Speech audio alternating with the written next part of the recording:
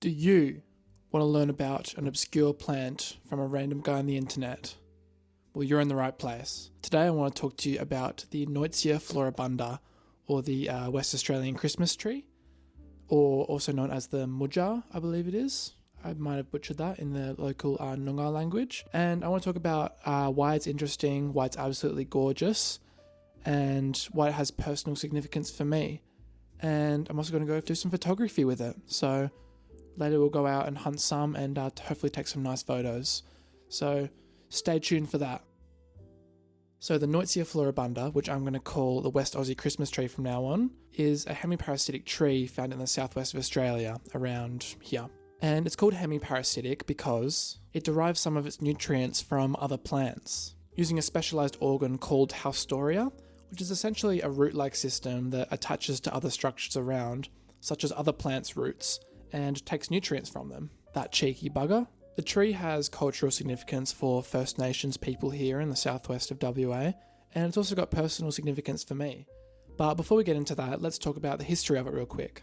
To the Noongar people, it was seen as a signal that fires are coming, because it usually flowers during and just before the hottest times of the year here in southwest WA. So basically what I'm saying is it was the earliest form of a weather app fire warning. Another point of significance was its sacredness as a place where ancestors would rest. And hence every summer when the flower bloomed, that was seen as your ancestors coming back to see you. And I think that's quite a beautiful sentiment. Okay, so that's enough history. Let's go for a drive and try photograph some. It's pretty early in the season, so they're not in full bloom yet, but I saw a few that had some flowers, so let's go hunting. Cool. Come on with.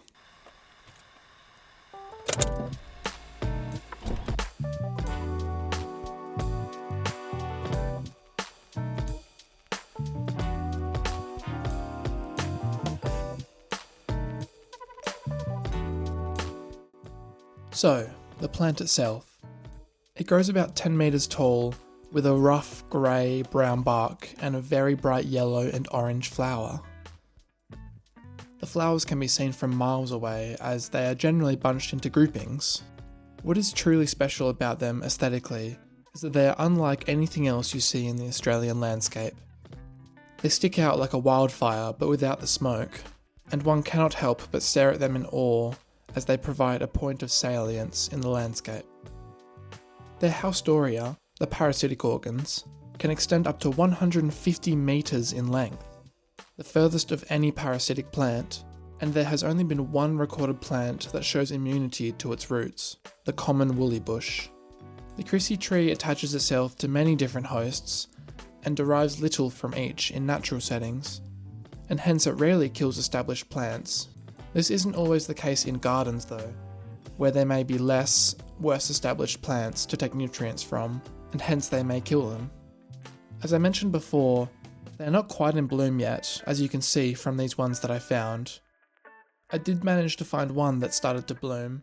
The close-up shots hopefully give an insight into the marvellous beacon of yellow that they become when they are in full bloom.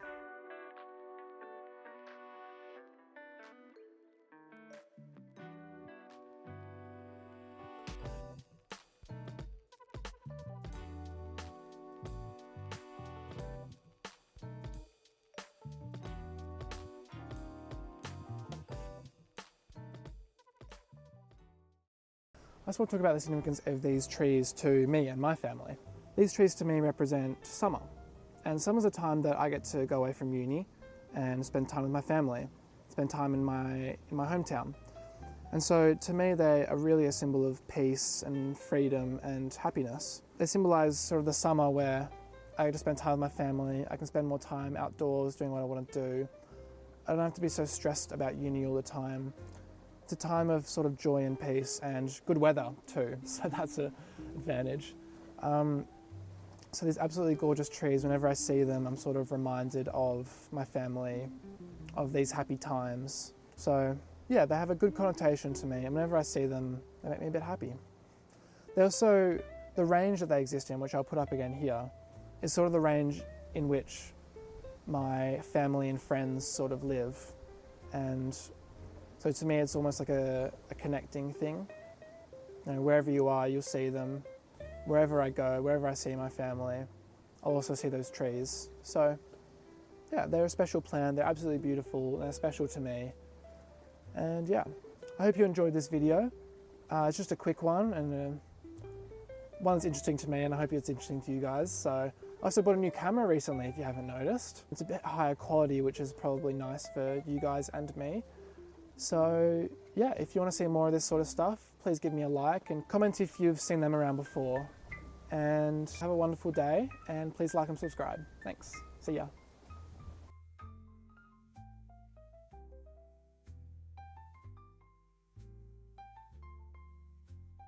POV, you're a camera getting screwed off a tripod.